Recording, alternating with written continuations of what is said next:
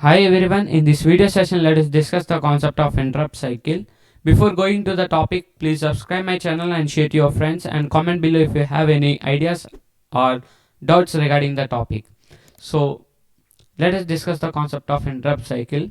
So what is an interrupt? So here I am considering a instruction. So this instruction is running at present and I consider another instruction too. So when this instruction is running, there is an another instruction coming in between the first instruction. So when the second instruction coming in between the first instruction, an interrupt occurs. So the first instruction is stopped and the second instruction was run and it was executed and coming back again to the first instruction. So this first instruction is saved in the form of branch return address. So this is same as BSA, but there are some differences in this. So let us discuss the interrupt cycle. The interrupt cycle is initiated after the last execute phase if the interrupt flip-flop R is equals to 1. If R flip-flop is equals to 1, then interrupt cycle will be occurred. So this flip-flop is set to 1 if IEN is equals to 1, input enable is equals to 1, or either flag input or flag output are equals to 1. So when we are discussing the flowchart, we will discuss it very clearly. This can happen with an clock transition except the timing signals T0, T1 and or T2, because during the timing signals T0, T1, T2 instruction cycle will be occurred. So during the timing period of T0 dash, T1 dash, T2 dash, this interrupt cycle will be occurred. So during the time period of T0 dash, T1 dash, T2 dash, and when the input enable is equals to 1 and flag input is equals to 1 and flag output is equals to 1, interrupt cycle will be occurred. So here let us discuss the flow chart. Here I consider a flip-flop R. So when the R is equals to 0, it is a normal instruction. So instruction cycle will be occurred. So when the R value is equals to 1, interrupt cycle will be occurred.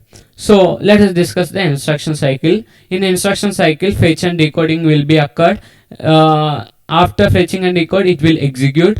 So when the execution is occurred, there is no problem. When during the fetching and decode, when an interrupt enable is on, that means you are giving another instruction, so an interrupt will be occurred. So when an interrupt input enable is equals to 1, that means interrupt is occurred. So when input enable is equals to 1, that means it may be a flag input or flag output. So when FGI is equals to 1, that means it is a flag input interrupt. So then flag input is equals to 1, it set R is equals to 0, that means R flip flop is equals to 1, that means interrupt cycle will be occurred.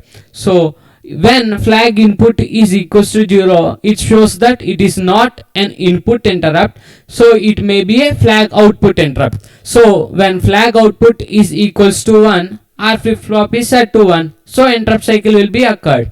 So even it is not a flag output, then it is set to 0, so R flip flop is also set to 0, then again instruction cycle will be occurred. So the main aim of the interrupt cycle is to convert the given data into the instruction cycle. So when an interrupt cycle was completed, it sets again to the either instruction cycle or interrupt cycle. Majorly it will convert it into the instruction cycle only. So in interrupt cycle, store the return address in the location 0. So here we have two instructions. So we have to execute the second instruction when first instruction is running. So this first instruction is stored in the memory address location at 0. So this instruction is stored at memory location 0. Okay. Next, after that, program counter is set to 1. That means program counter is incremented for the next instruction. That means second instruction is executed. And after the execution of the second instruction, input enable is set to 0. That means it is set to 0 means instruction cycle will be occurred. That means previous instruction will be occurred. And R is set to 0. That is instruction cycle will be occurred. So let us discuss the interrupt cycle statements. During the time period of T0 dash, address register is set to 0. That means temporary program counter data is transferred to the temporary register, and this temporary register transfers the data into memory address register. So this in this memory address we will store the data of the first instruction, and program counter is set to 0. So after setting program counter to 0, we will increment it by 1 for the second instruction, which the main cause of interrupt. So after the execution of this PC, the second instruction, input enable is set to 0 and R is set to 0 and sequence counter is set to 0. So let us explain in a pictorial representation. So here, before interrupt, at 0, 1, 1 we have some instruction. At 256 we have main program.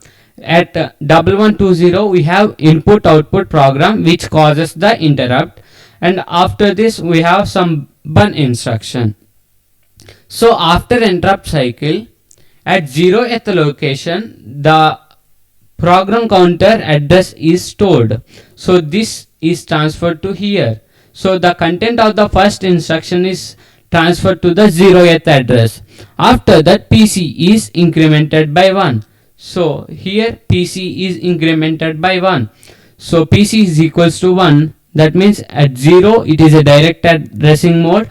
We have bun. At 1120 we will go to 1120.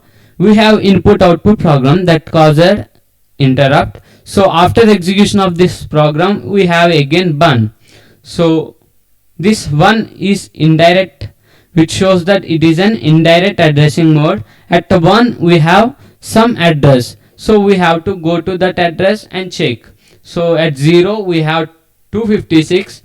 At 256 we have the program. At 256 we have the main program. Previously the interrupt is executed, so after executing the interrupt program we will execute the main program. In this way the interrupt cycle will be occurred. I think so you understood it. If you have any doubts, comment below and share to your friends and subscribe my channel. Thank you everyone.